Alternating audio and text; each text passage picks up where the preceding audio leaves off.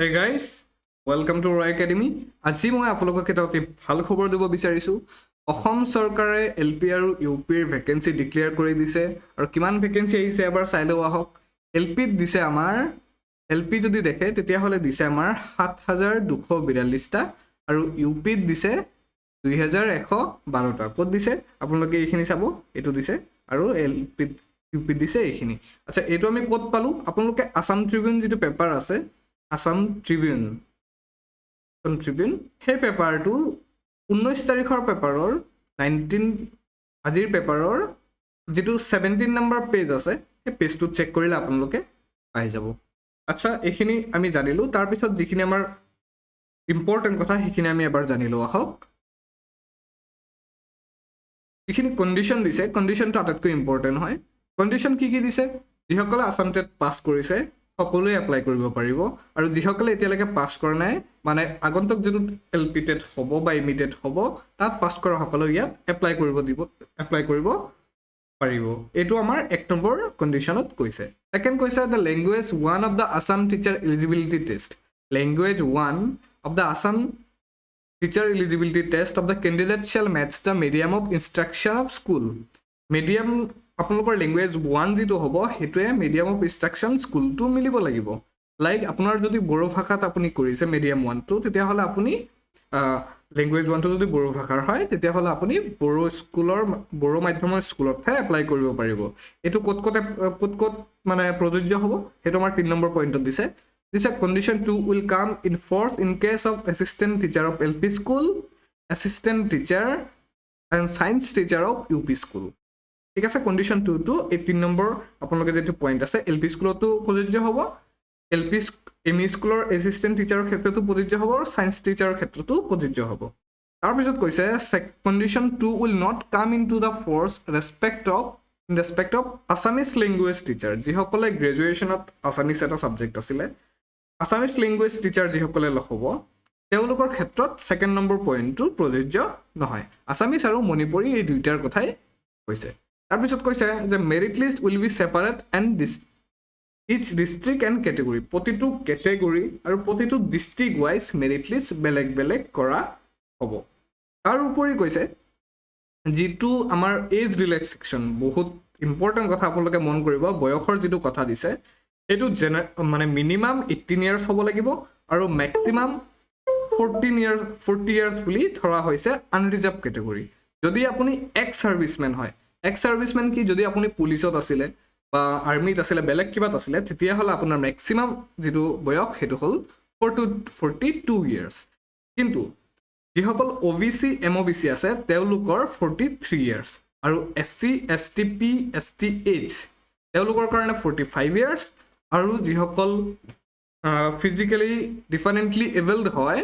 তেওঁলোকৰ কাৰণে এইটো 50 ইয়াৰ্ছ কৰা হৈছে আৰু এইটো যিটো গভৰ্ণমেণ্ট নটিফিকেশ্যন আছে তাৰ আণ্ডাৰত দিয়া হৈছে। ঠিক আছে, there will be reservation and relaxation for economically weaker section. যিসকল জেনেৰেল কেটেগৰীৰ EWS চাৰ্টিফিকেট আছে তেওঁলোকেও ৰিলেক্সেশ্যন পাই যাব এজ পাৰ গভৰ্ণমেণ্ট ৰুল, যিটো EWSৰ কাৰণে প্ৰযোজ্য হয়। ঠিক আছে, গতিকে আমি নেক্সট কি পইণ্ট আছে সেইখিনি চাই লওঁ এবাৰ। বহুতখিনি আমাৰ জানিবলগীয়া আছে। There will be reservation of vacancies for women. আপোনালোকে দেখিছে অসমত ওমেনৰ কাৰণে স্পেচিয়েল ৰিজাৰ্ভেশ্যন আছে আৰু ওমেনসকলৰ কাৰণে যেতিয়া লিষ্ট বনোৱা হয় তেতিয়া ছেপাৰেটলি বনোৱা হয়, গতিকে কাট অফটো ওমেনৰ কাৰণে অলপ বেলেগ হ'ব। এইটো আপোনালোকে চাই ল'ব। তাৰপিছত কৈছে no' person having more than 2 children on or after 1/1/2021 from a single or multiple partners. কৈছে যিসকলৰ আমাৰ যিটো অসমৰ মানে পপুলেশ্যন নীতি, সেইটো নীতিৰ আণ্ডাৰত যিসকল পৰিছে তেওঁলোকেহে এপ্লাই কৰিব পাৰিব। যিসকলে এইটো মানে উলংঘন কৰিছে তেওঁলোকে এপ্লাই কৰিব নোৱাৰে। গতিকে আপোনালোকে সেইটো এবাৰ চাই ল'ব কি ইলিজিবিলিটি আছিলে। ঠিক আছে, নেক্সট আমি চাওঁ the candidate shall submit the declaration at the time of online application as per provision content in the notification. আপোনাৰ ডিক্লেৰেশ্যনটো যিটো আছে, যে চিলড্ৰেনৰ যিটো ডিক্লেৰেশ্যন আছে সেইটো আপোনালোকে অনলাইন এপ্লিকেশ্যন কৰাৰ সময়ত তাত টিক কৰি দিব লাগিব, ছাবমিট কৰিব লাগিব ডিক্লেৰেশ্যন। আপোনালোকে দেখিছে কেতিয়াবা এনেকুৱা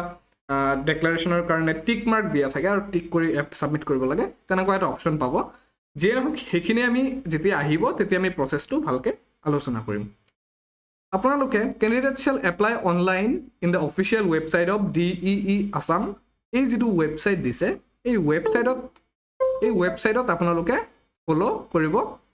এপ্লাই কৰিব পাৰিব ঠিক আছে গতিকে ৱেবছাইটটো বহুত ইম্পৰ্টেণ্ট মনত ৰাখিব তাৰপিছত কৈছে for the candidates who qualified Assam TET to be conducted in the month of October এতিয়া হ'ল আচল কথা যিসকলে নেক্সট মাহত অক্টোবৰত হ'বলগীয়া টেট পাছ কৰিব তেওঁলোকে কেতিয়া এপ্লাই কৰিব চাব দি ইয়াত দুটা কেটেগৰী দিছে যিসকলে অলৰেডি পাছ আছে তেওঁলোকে 27 তাৰিখৰ পৰা মানে এই 27 নৱেম্বৰৰ পৰা এপ্লাই আৰম্ভ কৰি দিব পাৰিব 27 অক্টোবৰলৈকে তাৰপিছত যিসকলে নেক্সট পাছ কৰিব তেওঁলোকে কেতিয়া এপ্লাই কৰিব পাৰিব কৈছে from the date of declaration of result Assam TET to be conducted in the month of October 2021 to midnight of 31/12/2021 যেতিয়াই আপোনালোকৰ ৰিজাল্ট আহিব সেই ডেটৰ পৰা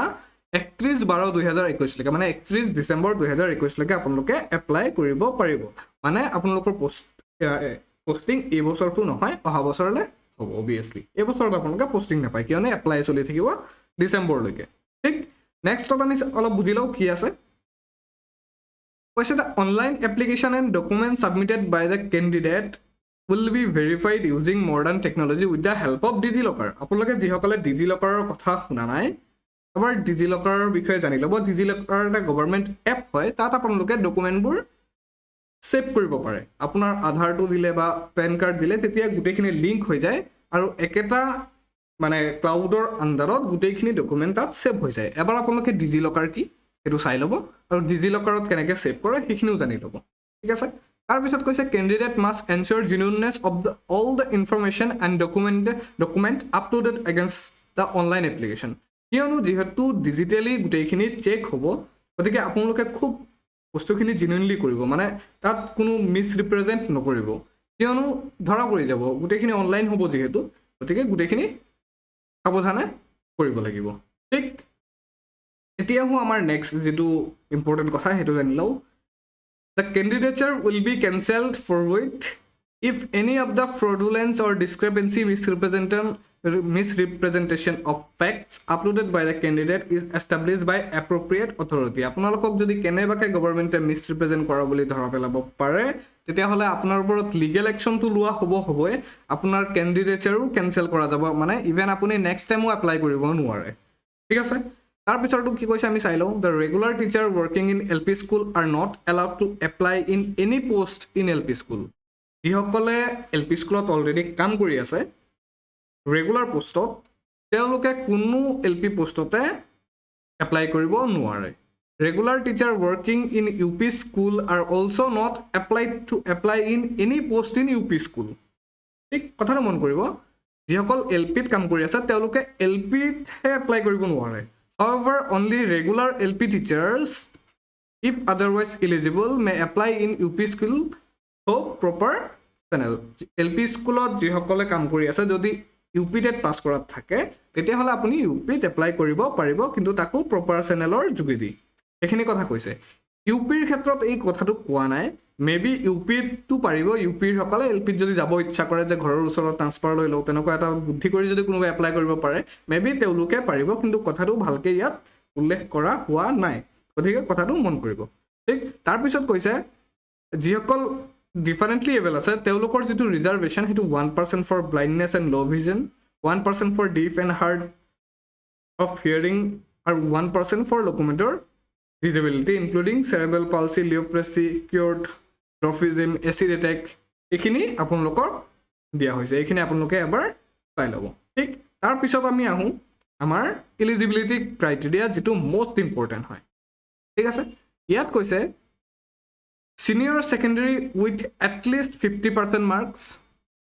আৰু 2-year diploma আপোনালোকে সকলোৱে জানে যে হায়াৰ ছেকেণ্ডেৰীত আপোনাৰ 50% মাৰ্ক থাকিব লাগিব আৰু 2 বছৰ ডিপ্ল'মা থাকিব লাগিব তাৰপিছত কৈছে যে সেকেণ্ড যিটো কৈছে NCTE ৰুল ৰেগুলেশ্যনৰ যিটো 2000ৰ যিটো ৰিকগনিশ্যন নৰ্মছ এণ্ড প্ৰচিডিউৰ আছে সেইটোৰ মতে যদি আপোনাৰ হায়াৰ ছেকেণ্ডেৰীত 45% মাৰ্ক আছে আৰু লগতে 2 বছৰ ডিপ্ল'মা আছে যিকোনো নামৰ হ'ব পাৰে DLED যি বুলি কোৱা হয় যদি আছে তেতিয়াহ'লে আপুনি এপ্লাই কৰিব পাৰিব তাৰপিছত কৈছে senior secondary with at least 50% mark এইখিনি মানে ঠিক আছে যিকোনো এটা হ'লেই হ'ল এইখিনি তিনিটাৰ পৰা যদি 50% মাৰ্ক থাকে আৰু 4 বছৰ মানে BLED কোৰ্চ কৰা আছে তেতিয়াহ'লে আপুনি এপ্লাই কৰিব পাৰিব এটা কথা ইয়াত লিখা নাই কিন্তু আমি শেষৰ ফালে পঢ়িব পাৰিম যিসকল গ্ৰেজুৱেশ্যন পাছ কৰি আছে আৰু BEd আছে তেওঁলোকেও এপ্লাই কৰিব পাৰিব LPত সেই কথাখিনি আমি পিছত পঢ়িম কিন্তু ইয়াতে সকলোৱে হয়তো বিচাৰিব যে তেওঁলোকৰ কি হ'ব তেওঁলোকে এপ্লাই কৰিব পাৰিব কিন্তু তেওঁলোকে এটা ব্ৰিজ কোৰ্চ কৰিব লাগিব সেইটো মেণ্ডাটৰী ঠিক আছে গতিকে আমি ইউপিৰ কাৰণে কি আছে সেইখিনি চাওঁ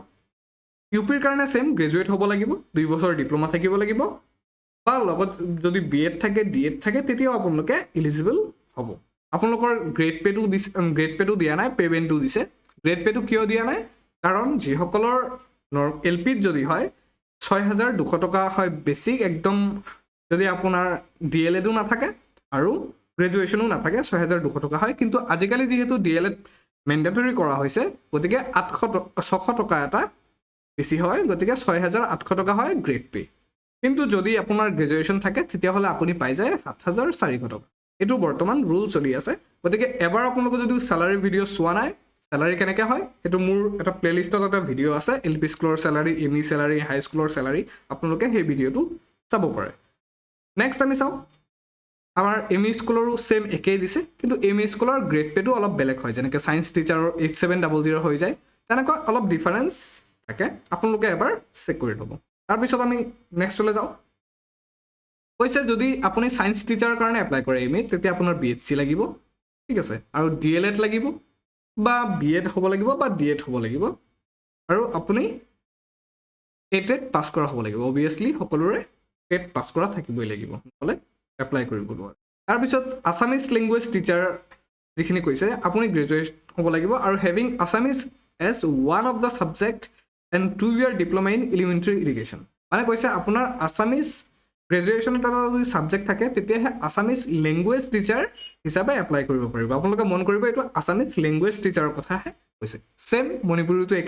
একেখিনি তাৰ উপৰি নেক্সট যিখিনি পইণ্ট আছে এইখিনি বহুত ইম্পৰ্টেণ্ট হয় এইখিনি এবাৰ চাই ল'ব the candidate who has completed the 18-month DLED course from NIOSৰ পৰা যিসকলে 18 মহীয়া DLED কোৰ্চ কৰিছিলে তেওঁলোককো এই 2 বছৰীয়া DLED কোৰ্চৰ ইকুৱেল বুলি ধৰা হৈছে কেণ্ডিডেট হেভিং নট ক্লিয়াৰ যিসকলৰ চাৰ্টিফিকেটত NC লিখা আছে তেওঁলোকে এলিজিবল নহয় ঠিক আছে তাৰপিছত কৈছে মই অলপ আগতে কৈছিলোঁ যে গ্ৰেজুৱেশ্যন থকা হ'লে হায়াৰ ছেকেণ্ডেৰীত যদি হায়াৰ ছেকেণ্ডেৰীত ধৰক 40%কৈ কম আছে তেতিয়াহ'লে কি হ'ব এই কথাটো ইয়াত লিখিছে candidates having qualified in Assam TET for LPS and graduation with at least 50% marks ঠিক আছে আৰু Bachelor of Education BEd can also apply for the post of regular LP teacher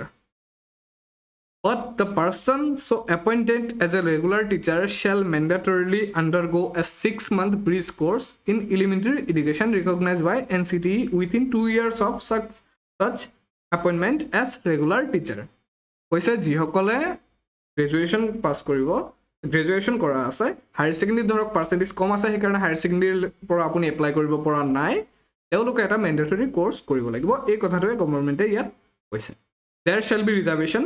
SC ST OBCৰ বাবে যিখিনি ৰিজাৰ্ভেশ্যন থাকে সেইখিনি obviously দিয়া আছে সেইখিনি গভৰ্ণমেণ্ট ৰুল মতে পাই যাব ঠিক আছে এতিয়া কথা হ'ল এপ্লাই কেনেকৈ হ'ব আপোনালোকৰ যেতিয়া এপ্লাই হ'ব তেতিয়া এইটোৰ কাৰণে আকৌ প্ৰচেছ এটা ডিটেইলছত ওলাব সেই তেতিয়া মই গোটেইখিনি ডিছকাছ কৰি দিম কেনেকৈ এপ্লাইখিনি কৰিব লাগিব তথাপি এবাৰ চাই লওঁ যিটো আমাৰ স্পেচিমেনটো এবাৰ যদি স্পেচিমেন এটা দিছে যদি অনলাইন আমি চাই লোৱা ভাল ইয়াত আছাম টেট ৰোল নম্বৰ দিব লাগিব চাৰ্টিফিকেট নাম দিব লাগিব ইয়াত ডেট অফ বাৰ্থ হ'ব তাৰপিছত কেণ্ডিডেটৰ নাম যাব দেউতাৰ নাম যাব মাৰ নাম যাব ফোন নম্বৰ যাব কমপ্লিট এড্ৰেছ যাব লেংগুৱেজ 1 কি আছে সেইটো যাব হেণ্ডিকেপ যদি হয় তেতিয়া ষ্টেটাছটো যাব জেণ্ডাৰ যাব কাষ্ট যাব SSLC মাৰ্ক যাব ডিগ্ৰী মাৰ্ক যাব আছাম টেট মাৰ্ক যাব DEd BEdৰ মাৰ্কখিনি যাব NCC থাকিলে NCC দিব লাগিব কিয়নো বহুতে নাজানে যে NCC থাকিলেও ইয়াত মাৰ্ক পোৱা যায় যদি আপোনাৰ NCC C আছে তেতিয়াহ'লে মানে 10-5 তেনেকুৱা কিবা এটা মাৰ্ক দিয়া হয় আপোনালোকে সেইটো এবাৰ চেক কৰি ল'ব স্পৰ্টছত যদি থাকে ষ্টেট নেশ্যনেল সেইটোৰ কাৰণে স্পেচিয়েল মাৰ্ক আছে 10 মাৰ্ক চাগে আছে সেইখিনি আপোনালোকে চাই ল'ব আৰু কালচাৰেলৰ যদি তেনেকুৱা চাৰ্টিফিকেট আছে তেতিয়া আপোনালোকৰ মাৰ্ক পোৱা যায় সেইখিনি এবাৰ আপোনালোকে চাই ল'ব আপাৰ প্ৰাইমেৰীৰ কাৰণেও ছেম SSLCৰ যিখিনি আৰু তাৰ ইকুইভেলেণ্ট সেই মাৰ্কটো ইয়াত লিখিব লাগিব গ্ৰেজুৱেশ্যনটো কম্পালচৰি লাগিবই তাৰপিছত আছাম টেট UPS টেটৰ মাৰ্ক সেইটো দিব লাগিব DLEডৰ মাৰ্কটো দিব লাগিব ঠিক আছে NCC ইয়াত লিখি দিছে NCC C চাৰ্টিফিকেট থাকিলে 10 মাৰ্ক NCC B থাকিলে 5 মাৰ্ক এই কথাখিনি ইয়াত দি দিছে গতিকে আপোনালোকে যদি আছে এইখিনি মানে লগত দিবলৈ নাপাহৰিব আৰু যদি নাই আপোনালোকে এতিয়াই চাৰ্টিফিকেটটো উঠাই লওক কাৰণ 10 নম্বৰ মেটাৰ কৰে 10 মাৰ্ক বহুত ইম্পৰ্টেণ্ট হয় ৰাইট তাৰ পিছৰখিনি আমি চাওঁ কি আছে কৈছে any other marks obtained in other exams such as HSLC equivalent post graduation professional qualification not mentioned in the guideline of NCT will not be considered আপোনালোকৰ post graduation আছে PhD আছে সেইবোৰ আপোনালোকৰ কোনো কামত নাহে তাৰপিছত কৈছে document required to be uploaded in color তাপতে ব্লেক এণ্ড হোৱাইটত কৰিলে নহ'ব কালাৰত কৰিব লাগিব passport size photograph SSLC admit card SSLC marksheet and certificate degree marksheet and certificate any other marksheet and certificate of higher education যদি আছে দি দিব পাৰে DLED BLED or যিখিনি certificate marksheet সেইখিনি যাব কাষ্ট certificate লাগিব NCC থাকিলে NCC লাগিব ঠিক আছে Assam TET certificate marksheet লাগিব candidate with disabilities will have to enclose certificates of disabilities issued by government authority সেইখিনি লাগিব economically weaker sectioner হলে সেইখিনি লাগিব certificate of ex servicemen issued by director Sainik warfare যিসকলে আৰ্মি স্কুলৰ পৰা মানে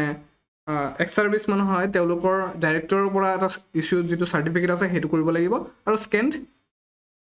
সিগনেচাৰ হেতু দিব লাগিব গতিকে এখিনি আছিল আজি আমাৰ আলোচনা আপোনালোকে নিশ্চয় বস্তুখিনি ক্লিয়াৰ হ'ব পাৰিছে যদি ক্লিয়াৰ হ'ব পৰা নাই আপোনালোকে কমেন্ট কৰিব মই চেষ্টা কৰিম যিমানখিনি ক্লিয়াৰ কৰিব পাৰো সো আজিৰ ভিডিঅ'ত ইমানেই থ্যাংক ইউ আৰু যিসকলে মই আসাম টেট LP UP দুইটাৰে ম্যাথমেটিক্সৰ ক্লাস লৈ আছো ডেইলি ইভিনিং 7 বজাত